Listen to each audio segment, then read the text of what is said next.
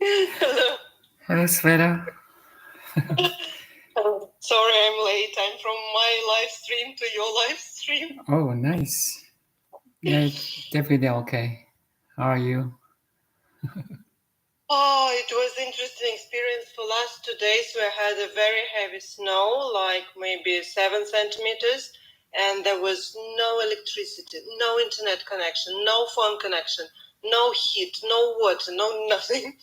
You're in Greece, right? No, I came back. I'm in Russia. It's Russian weather. Okay. Right. You enjoy something that most people cannot enjoy. Yeah, I spent so much time meditating, and I got used to listening to you, to your videos, maybe Muji meditation or something like that. But here I was left just with nature. I was in my house in the woods, just nature and some wood fire, and no music, no nothing. Great.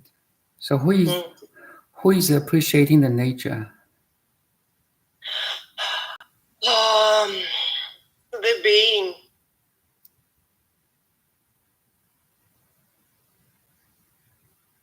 We are the end product of the nature. Yeah, I actually experienced some, like, I don't know, merging, oneness. But why I was asking you about the key energy?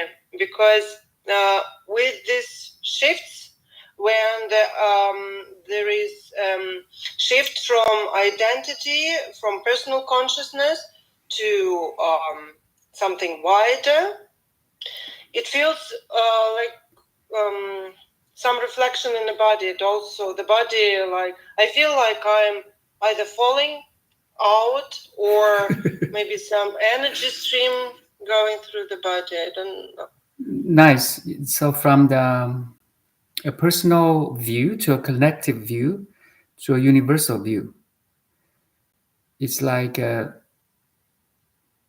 you can zoom out. You have a total picture. It's like if you're an astronaut, most people are living on the planet Earth. We are standing on the ground, but astronaut can go to space and watch back. Oh, the Earth is just a blue ball. Planet Earth hang over in the universe, in the space. So you look back, oh, we think the Earth is so big, but in the astronaut's eye, it's small. So you can zoom out from your individual or limited view to a more wider view, as you said. You have that a greater, more than this is a greater picture now. But actually, this greater has no limit. You can go greater again and greatest, and it always. So you have more acceptance, more understanding, more allowance. That's it. That's why we becomes more like become more peaceful, because we have more acceptance. You understand. Okay, there's a rules, there's regulations, there's the laws of nature. You know, that's what I experienced. Before you came, I sit here just for like 30 minutes. Wonderful experience. Once the mind can come down, you see everything. We put a label. Oh, this is a bed, this is wall, this is cup, this is computer. When we were newly born baby, we don't have these labels. We only have size, shapes, colors, light, darkness, and so on. It's like back to your curiosity. Instead of put labels on everything, like good, bad, beautiful, ugly, you can, actually, we can watch or observe as what it is. In Taoism, we say go back to your baby stage curiosity. You can leave good or badness, leave the dual world aside, and be pure again. Be total, be complete, be silent. It's really wonderful. Like you said, the oneness, because the space is one. Like now you're in Moscow, the space in Moscow in your room is connected to my room, right?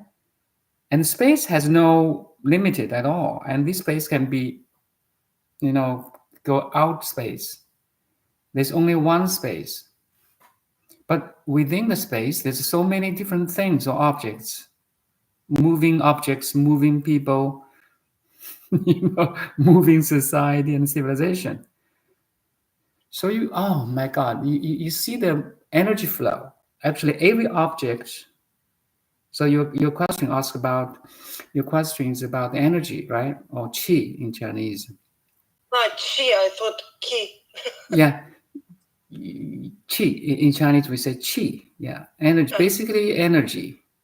Like, so there's different levels of understanding of qi or energy. First of all, the breath, the breathing qi.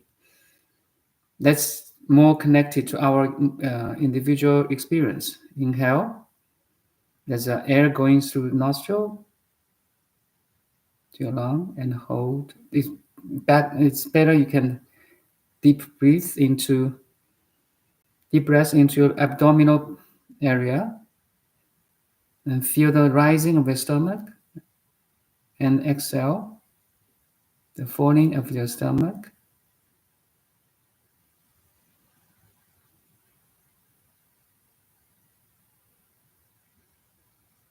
You notice the body is kind of expands when you inhale and shrink a little bit, actually. It's like this. Inhale, exhale.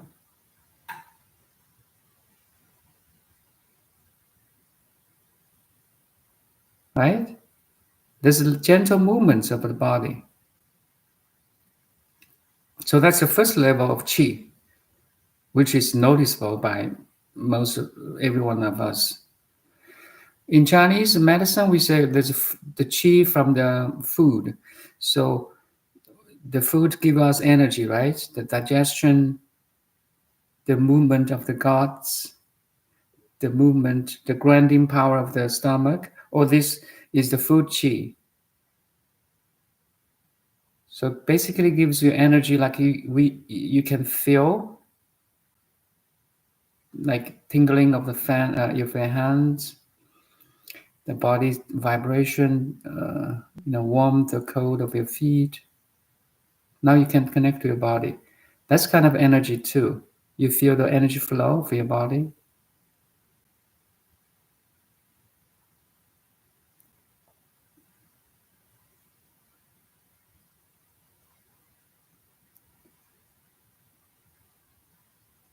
By understanding your qi, your energy flow, you understand everyone's energy flow, right?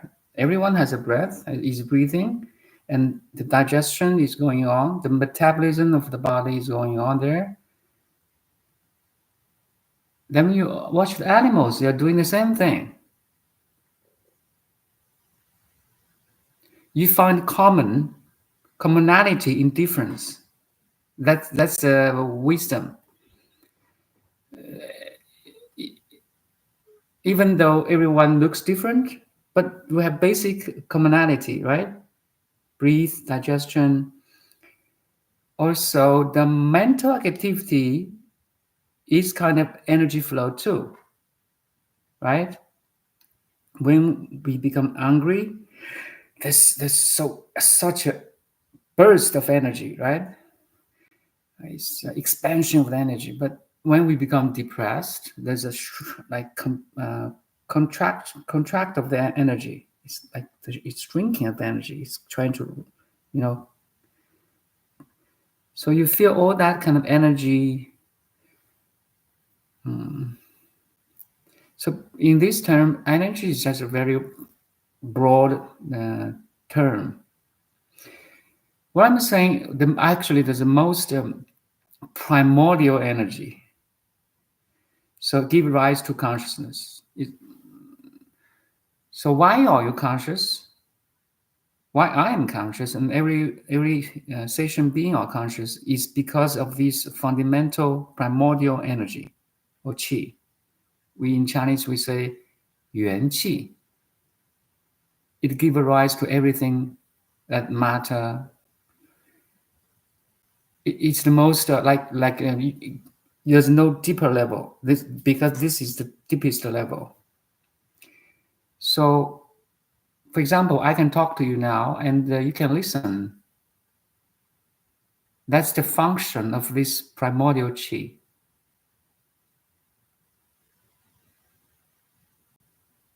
So this primordial qi is everywhere.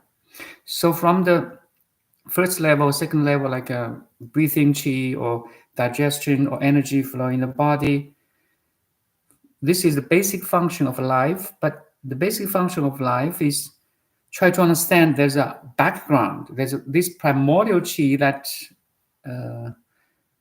permeates everywhere. Like the star, like the galaxy, there's a qi there. There's energy there.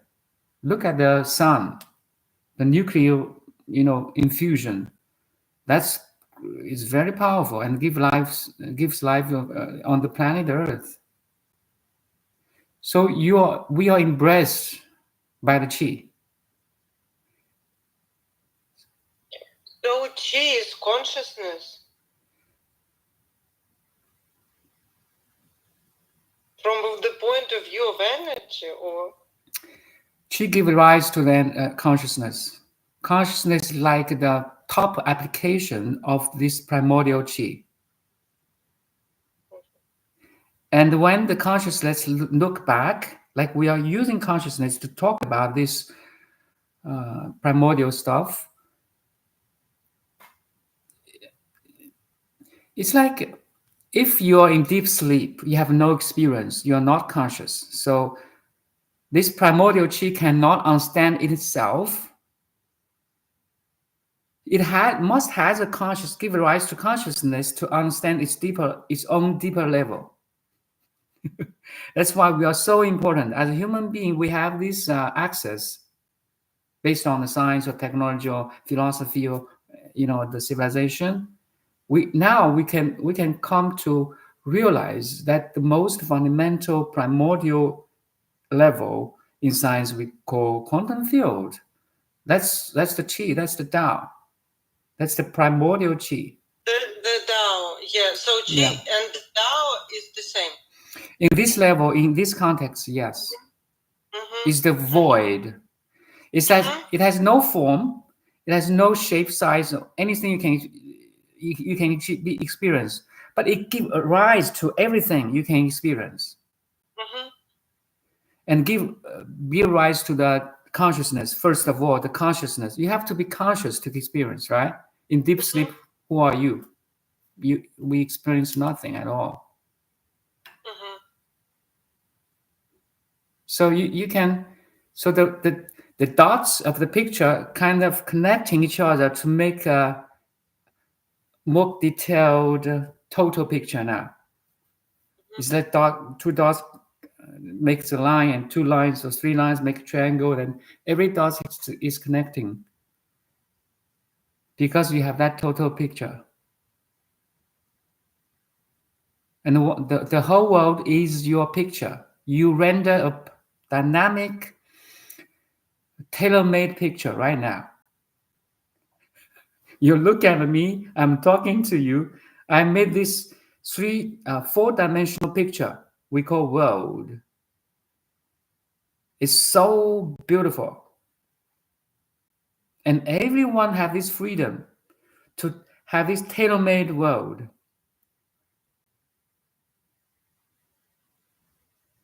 See how generous the God is. Yeah. That's why we should appreciate God. wow, it gives rise to give human beings to understand the totality. You are not small. Again, you're not a drop in the ocean. Your entire ocean in one drop. I repeat this sentence again and again because every time I come to this condensed information, like a black hole, actually it contains infinite understanding. The primordial Qi is the total ocean, but individualized in your form, in your understanding. That's all kinds of information, uh, wisdom or understanding. And it's precious. It is so precious that we need this understanding, but the ultimate goal of this understanding is understand that you are the entire ocean. That's the liberation. And once you can reach there, then you appreciate everything. The whole world is your playground. So basically, if we would talk about Dao De Jing, or how you pronounce it? Dao De Jing, yes. Dao De Jing. Yes. Basically, it does talk about Dao as the. I don't remember really. I didn't read or listen to it for quite a while. The mother of everything that gives birth to everything that we have. So basically, it's just in the same respect, it's talking about Qi energy.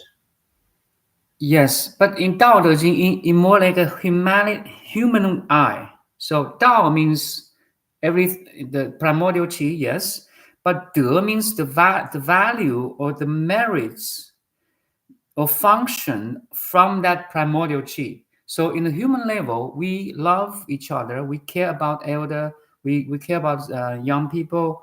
It's the virtue, it's the merits.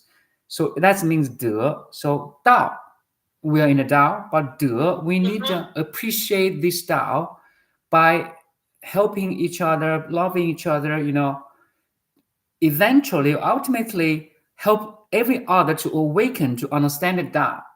So Tao De is like Tao is the body, or Tao is like the cell phone, the hardware, like that. Then all the application is the De. Because on this cell phone, you can use a lot. There's different functions, right? You can do a lot of things. De is now I can talk to you. Is the De? Is the virtue? Is the merits? Is the function? Is the application of the Tao, right? So in that context, in this context, Tao and De is the one thing. De need Tao, and Tao need De. So it's two sides of one coin. And what means the third word? Jing means sutra or thread that connecting space and time. So this Jing this like thread is beyond space and time. So thread means in Buddhism we have malas, right? We have 108 beads. You see people have malas. Let me show you mine. Yeah, this. Yes. I bought it. It's probably 108. I bought it in Tibet. Yeah, 108 beads. On every bead. So most people they count. So you see every bead is disconnected, but every bead is connected by the thread in between. That's the Jing. Okay. Yeah. So you can apply this to space and time. What is connecting the space and time? The Tao. Okay. Tao is beyond space and time. 5,000 years ago is the same Tao. 500 years later now is the same Tao. 500 years later from now will be the same Tao. That's the Jing, the thread. Yeah. The thread. So it's connecting everyone's body, mind, and spirit. Now you have a clear and total picture now. Everyone is connected by this Tao. but manifesting in very different form. That's very weird. That's a limited freedom too. It's like you're a beautiful lady and very ordinary Chinese guy, and there's a black, there's a white, there's American, there's Afghanistan.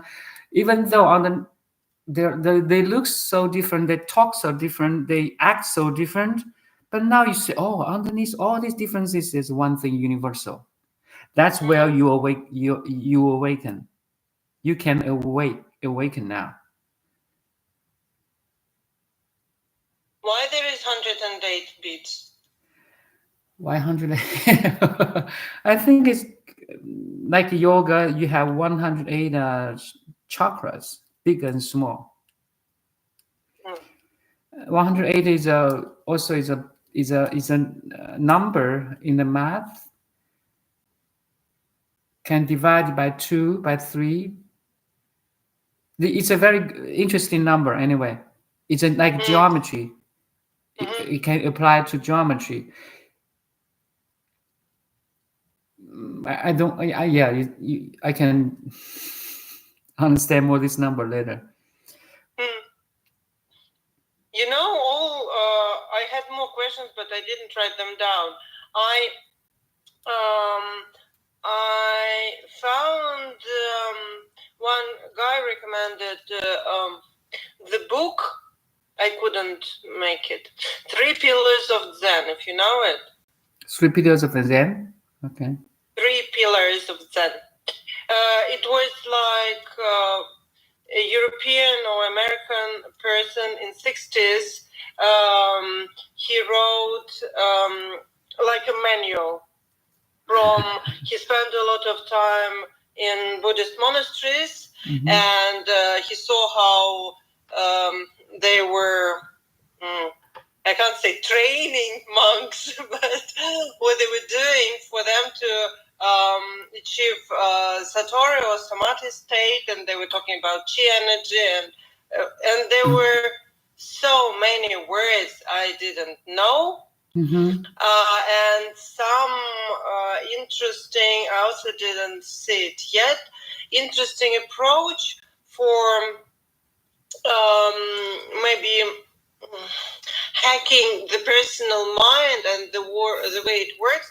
It's not, maybe it's riddles in Buddhism, I don't remember, but it's like you start thinking about it and it just breaks your mind. You know what I'm talking about. There's risk, there's traps or pitfalls that we should be aware of in deep meditation, because once you reach that level of silence or stillness, a lot of things may happen, like the out of body experience, or you see something normal people cannot see, again, it's the principle is the same. You just let it come and let it go, like the everyday life experience. And your luminosity, your understanding of nature is more important than the experience itself. Eventually, all the experience leads to a conclusion, understanding of reality. Like the oneness, like non-duality, is the ultimate understanding of the reality. The whole thing is always one, actually. The whole thing is always one. But it does not mean that it cannot allow diversity or complexity. Oneness and duality or dual world or complexity of the world coexists. That's the most paradoxical question or riddle for everyone, for philosopher, for fine scientist,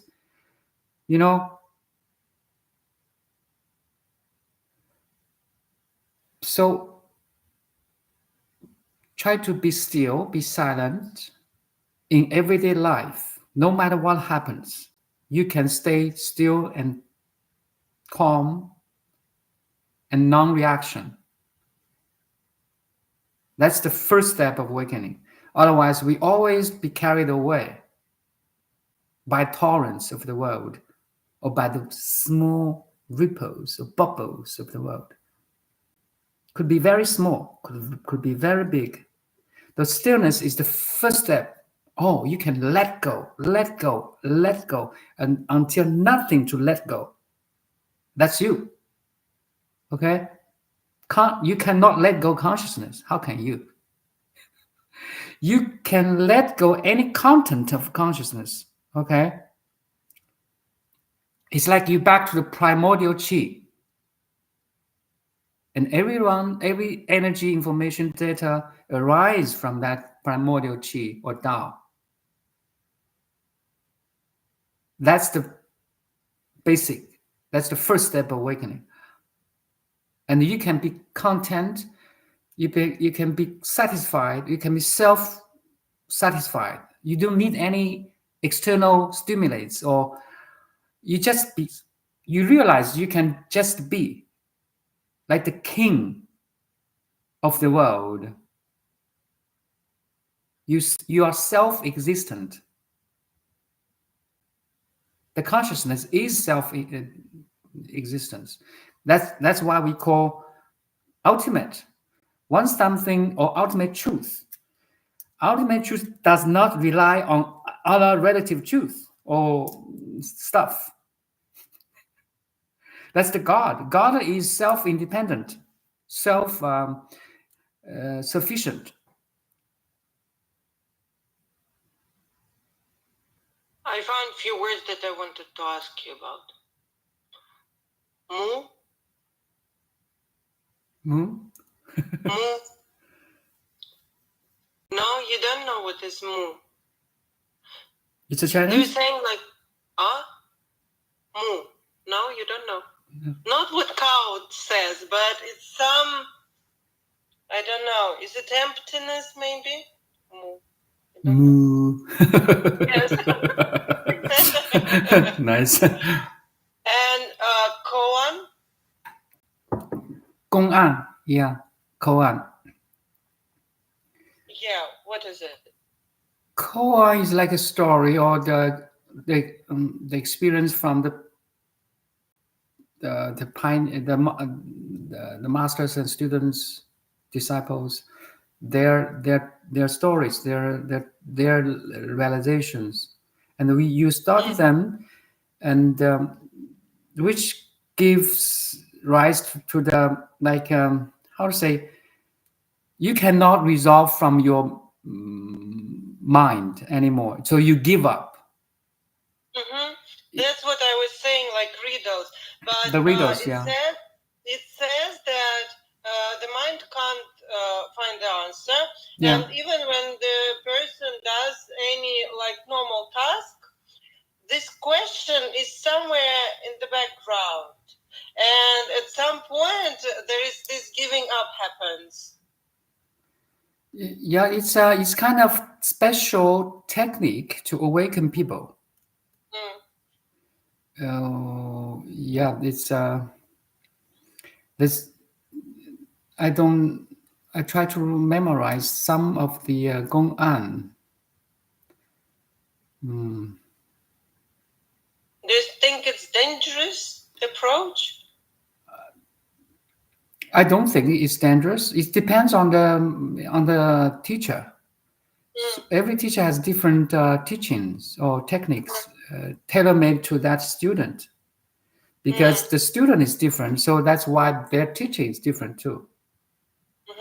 But no matter who you are or who he or she is, coming back to the stillness and the silence is the fundamental.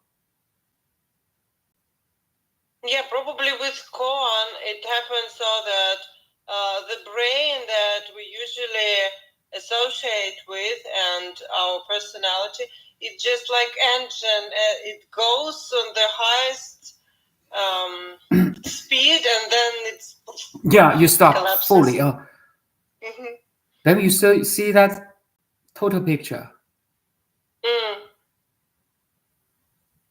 It's like your gears of mind won't like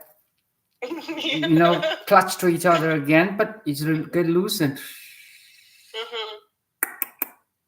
Oh yes, I can do this. I don't need necessarily to do this.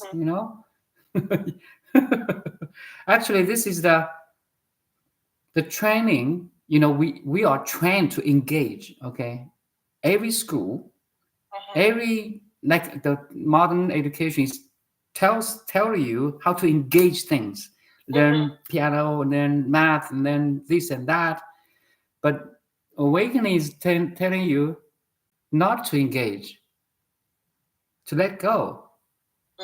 Once you can let go, you can engage more. Actually, it's like it's yin and yang again. It helps each other. You see a lot of mental issues, they're too engaged in something. 10 years ago, they're still engaged in that or think about that negativity or stuff or trauma. They cannot let go. That's why they have cancer, they have depression, they have so many issues.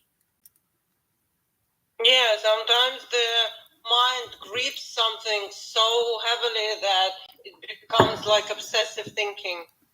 The healing, in my understanding, is to disengage. Learn how to disengage.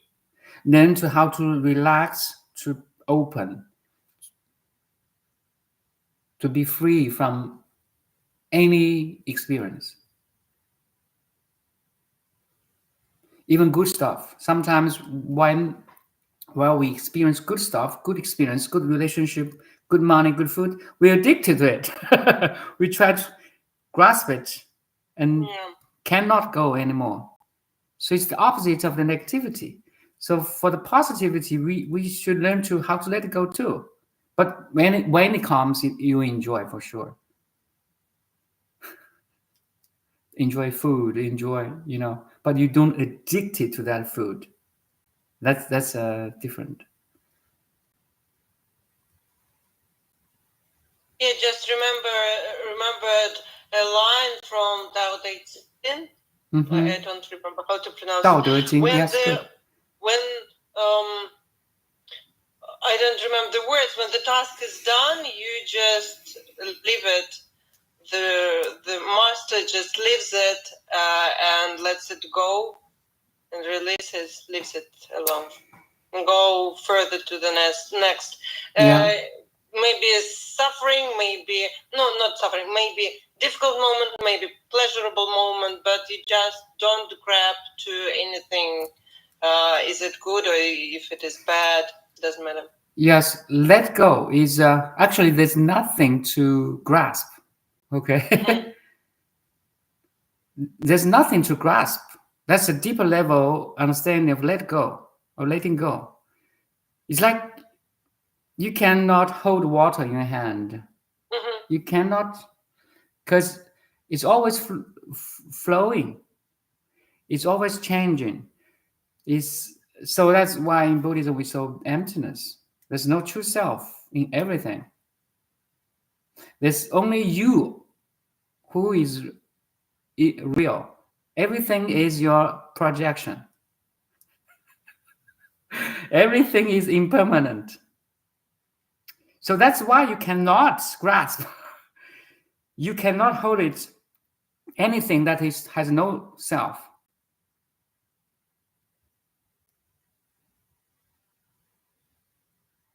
Once you understand,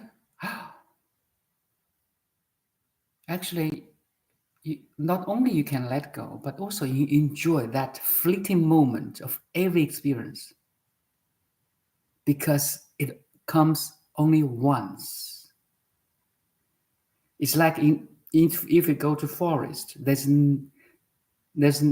no two identical leaves. Okay, every leaf is different from other leaves. So billions, trillions of leaves in a forest. That understanding helps you appreciate everything, because only, for example, maybe this cup is the only cup. So everything is unique, and it will become like a destructed in the like 10 years or later to 20 years. So nothing is permanent. In that understanding, actually, you cherish every impermanent thing. That's weird. It's like you can be present and appreciating and loving more, because now it's everything's impermanent. The thing is really, I don't know how to say that. You understand the impermanence helps. You understand the permanence or impermanence helps the both side. Actually, every moment is precious. Every experience is precious, and every experience is from that primordial Qi or oneness, even though manifested in so many different forms. That's the moment you enjoy the beauty of who you are. You are directing a dynamic film right now, recorded in the Akasha field. So beautiful. This thing is huge. What, in your understanding or the way you use the word Akasha field? So so this primordial Qi can record, can give rise to everything else.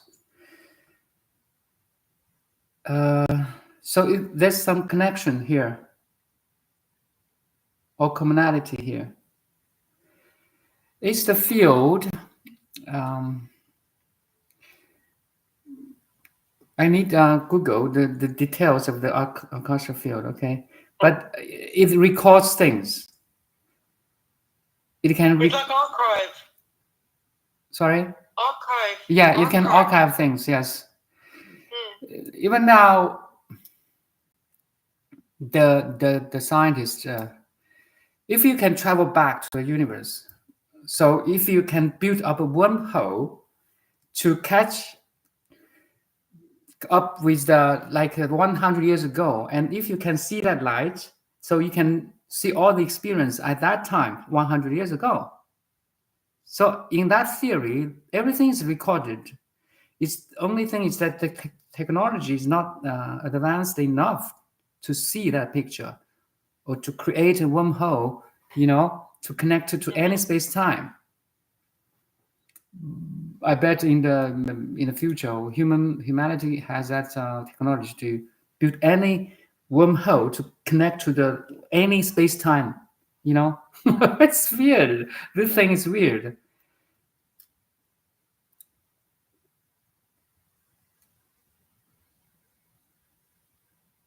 And intimate migrations and home becoming. Is two eyes of the one coin is the same as non-duality?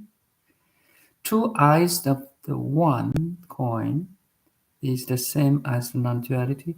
Are you talking about the yin and yang, the eyes, or the black and white dots?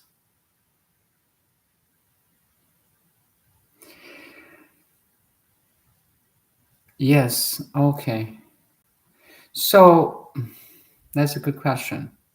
So yin and yang, if you look at a symbol yin and yang, there's a black fish and white fish, but within the white there's a black dot, and within the black there's within the white there's a black dot, and within the white within the white black there's a white dot. Anyway, so that's more like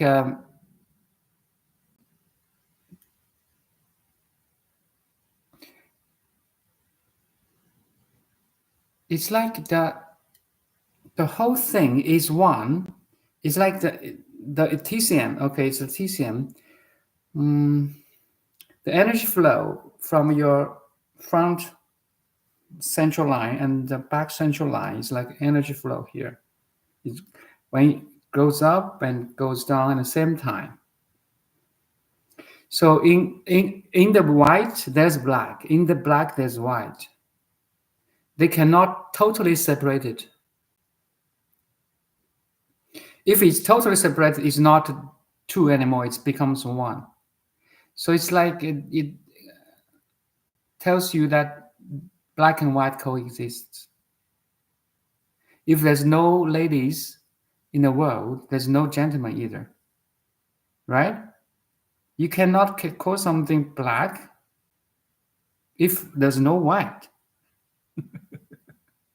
It's very, so again, the oneness, duality, complexity, oneness and duality, duality coexists.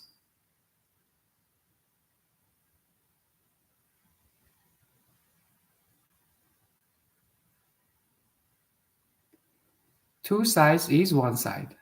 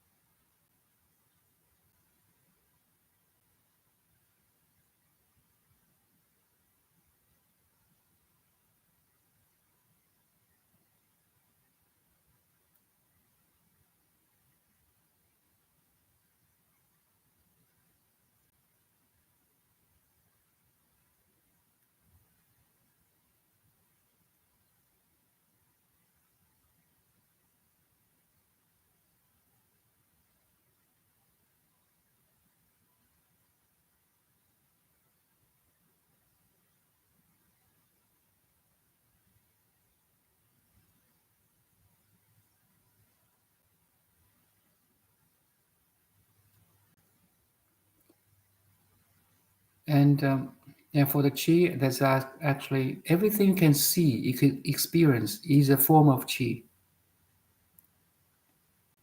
Like the table, the cup is a form of energy.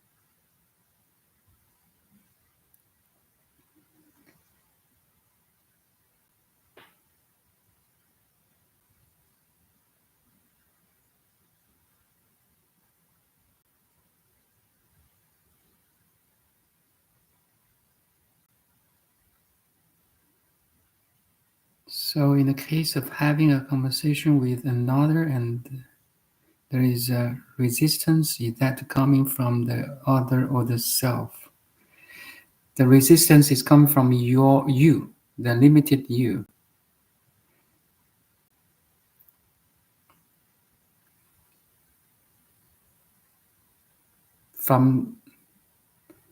So if someone says something or do something unpleasant, and you resist that situation or person, that's an energy flow from a limited understanding of reality. But the key is once you can see that resistance in the forms like anger or fat bike or whatever it is, if you can zoom out or step back for just seconds, that resistance may reduce to a level you can have better understanding what's going on. Otherwise, for example, I have 3 kids, right? So this kind of resistance always happen within me. The moment I realize the resistance when they behave nastily, they're naughtily, I try to, pause, breathe, and see the total picture, and allow that kind of misbehavior or whatever it is.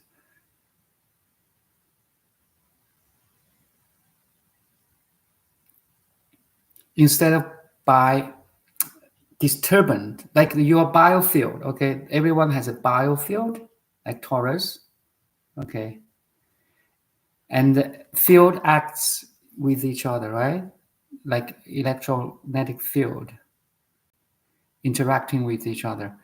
So instead of disturbed by the other person's biofield or behavior or words, you can remain pure, stable. And that's where we meditate to realize the primordial qi or your personal individual biofield,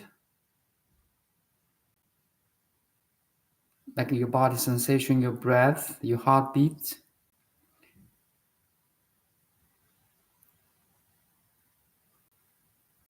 You're not disturbed by the other person's biofield or words or action. You can stay stable, and this needs practice. First, you have to realize you have this biofield, or it's like the light of consciousness. Actually, it's the light of consciousness. It's not collapsing to the particles. I know it's funny. And you notice you are the light. You are not particles. You are the wave. You are not particles. Or in another level, you are the ocean. You are not the wave.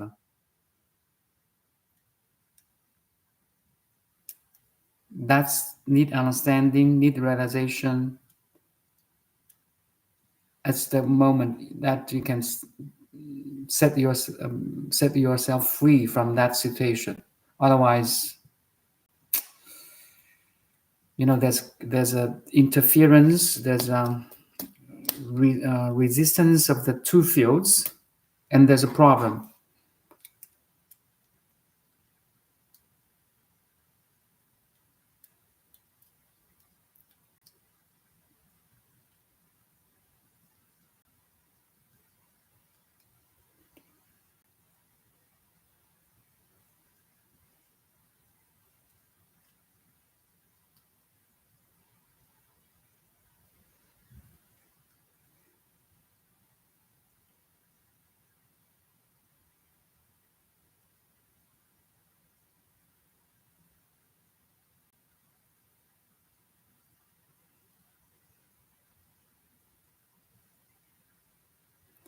Always remember you're the space. You are not objects of the space.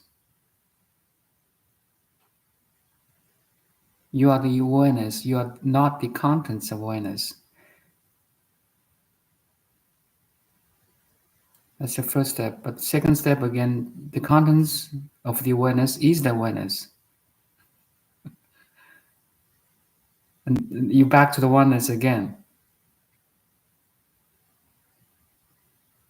And all the objects, all the people in your awareness is a flow of information of qi. It's a tailor-made according to his or her or its understanding of the reality and the karma.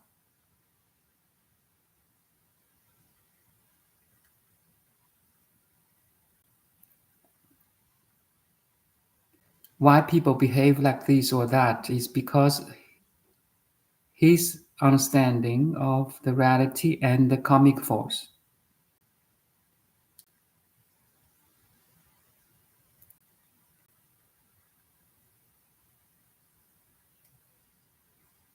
No matter you or he understand the reality or no, there's this ultimate primordial qi is always here and now. So awakening moment is no matter you struggle or not struggle, you have desire or don't have desire, you want to do this or want to do that, fundamentally you understand, okay, it's totally fine.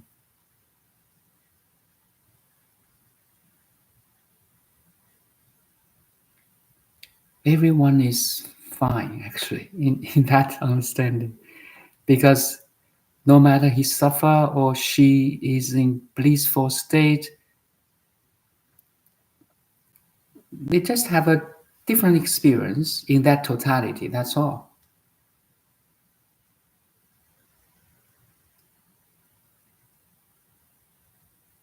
And experience is essential to understand the total picture. No experience, no understanding. So thankful every experience you're experiencing now, no matter it's pleasant or unpleasant. Actually, the unpleasant feelings and experiences can help you to understand more. It's real test of spirituality.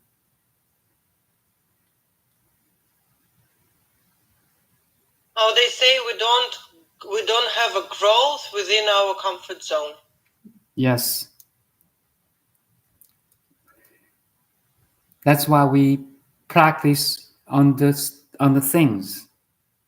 We practice not in the empty room or quiet room, okay? That's also a foundation too, but the real practice is in the world.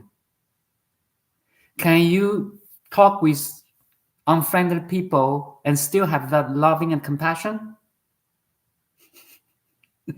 Or, you I'm know, not at that stage yet. that's called bodhisattva, yeah.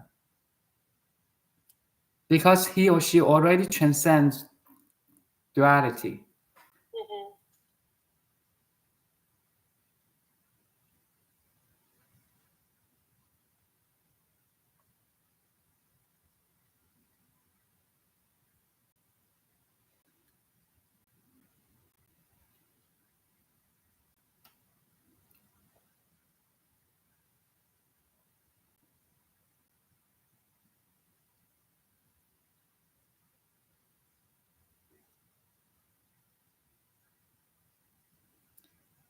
So for my recent experience, I appreciate anyone that hurts me, although that's very not very much. And I appreciate my bad deeds that may hurt other people. You know, I regret. I try to correct my behavior. Sometimes awakening is from the suffering that other people make us suffering. But sometimes I see the suffering that I make people suffer.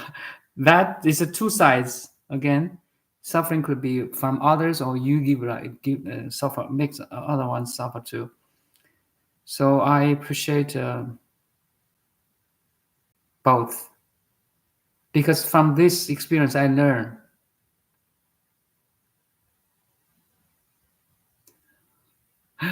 It's and everyone is different. Maybe more this or more that, or less that, less this. But how you conclude or evolve from all experiences, from from your background, from your situation, from your relationship, and we need to do this work by ourselves. No one can help.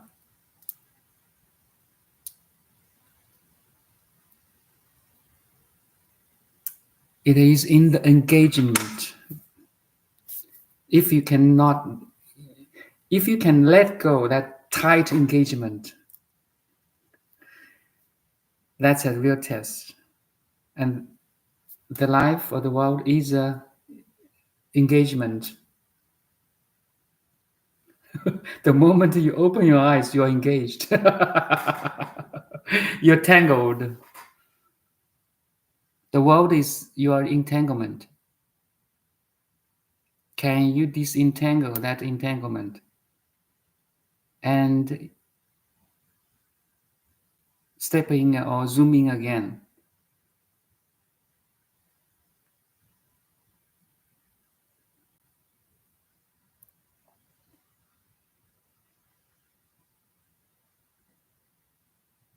And this circle, yin and yang, is happening every moment.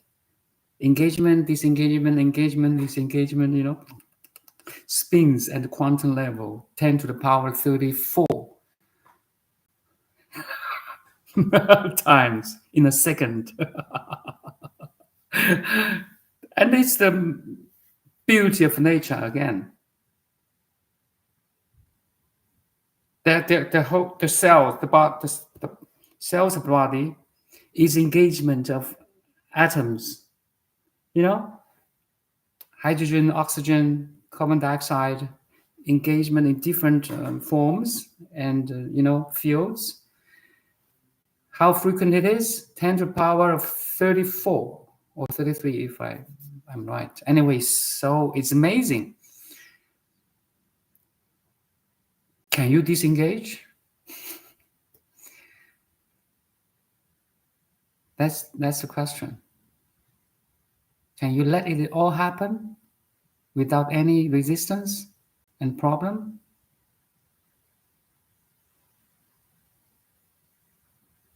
It's so beautiful. The primordial qi is doing its stuff. The primordial, yeah, it is experiencing itself.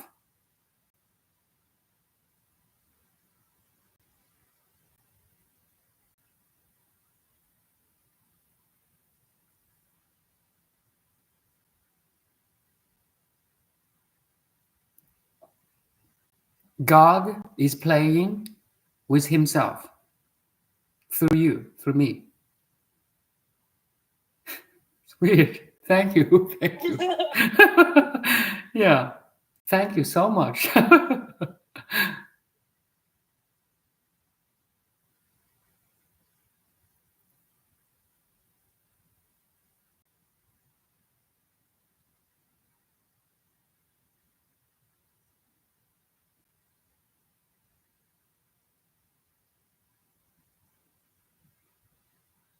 I realized just recently that if Christianity is a religion, then Buddhism is a teaching.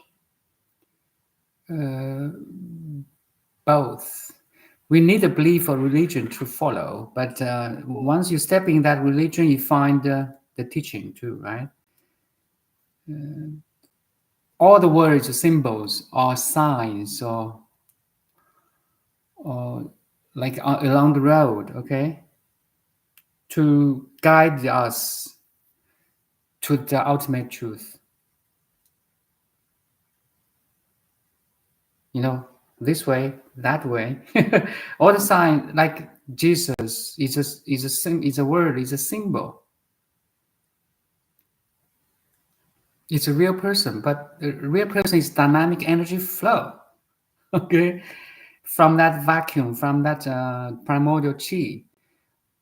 Buddha or Lao Tzu are also arise from that primordial qi in a form, very awakened form, to teach us, to show us the way to back to that primordial qi or the vacuum, or to the ocean, to the being. They're doing in a different space-time. That's why they have different signs, symbols, teachings.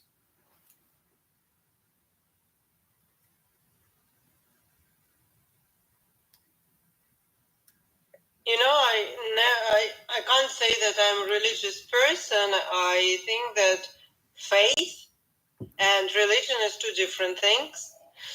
And I was drawn to Buddhism probably for slowly in very, very small steps, baby steps, for last maybe 20 odd years, maybe more. But still,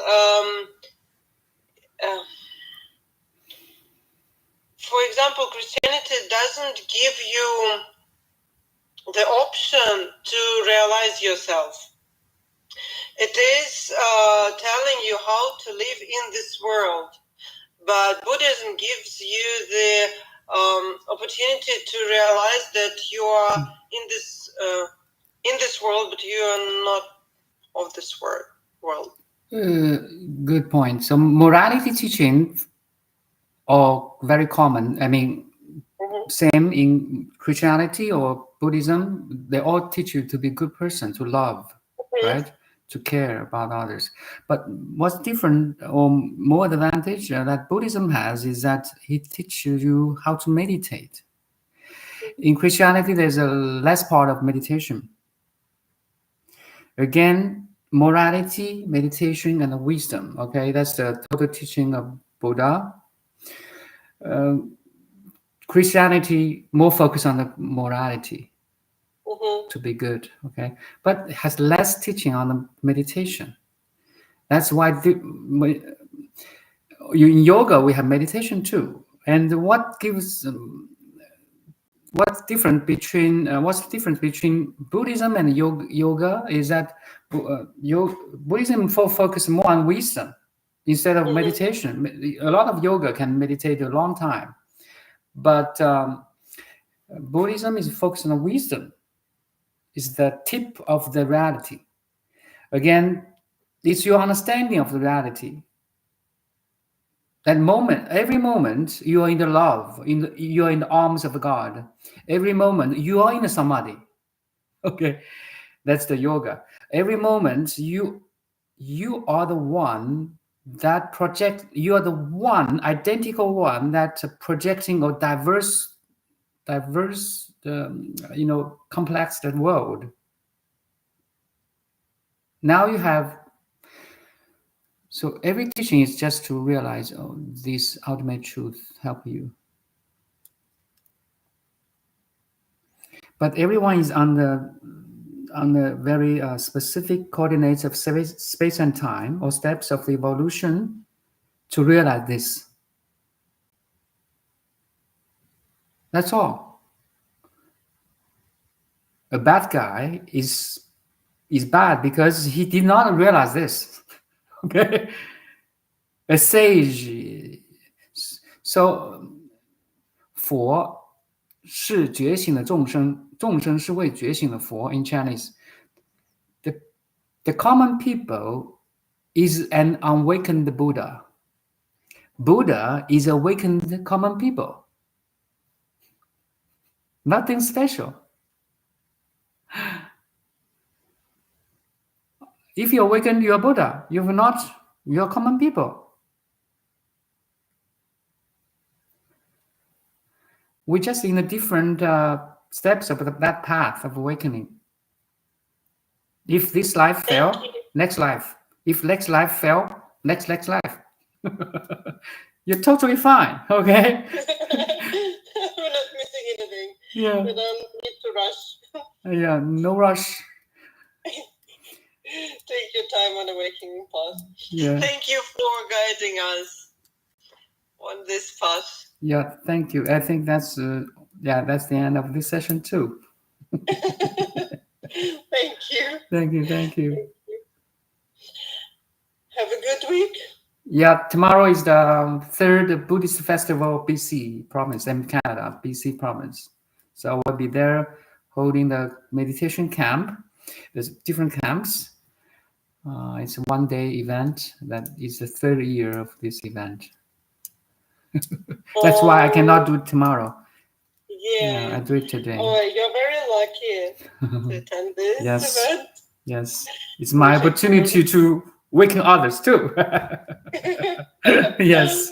Oh, you have an amazing time. Yeah. Thank you. See ya.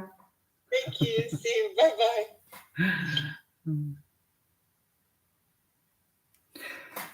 Okay, I think that's all for today.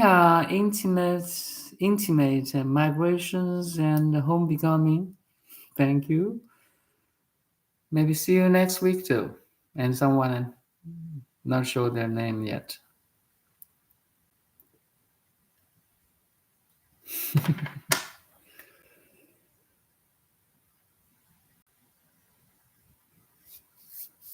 Bye.